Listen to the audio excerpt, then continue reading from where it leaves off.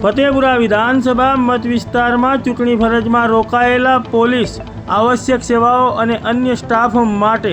ફતેપુરા મામલતદાર કચેરી ખાતે postal ballot મતદાન યોજાયું। આજે તારીખ 1 મે 2024 અને બુધવારના રોજ સવારે 9 વાગ્યાથી ફતેપુરા તાલુકાના મુખ્ય મથક ફતેપુરા ખાતે ફતેપુરા મામલતદાર કચેરી ખાતે ફતેપુરા 129 વિધાનસભા મત વિસ્તારમાં ચૂંટણી ફરજમાં રોકાયેલા પોલીસ કર્મચારીઓ તેમજ આવશ્યક સેવાઓના કર્મચારીઓ અને અન્ય સ્ટાફ કર્મચારીઓ માટે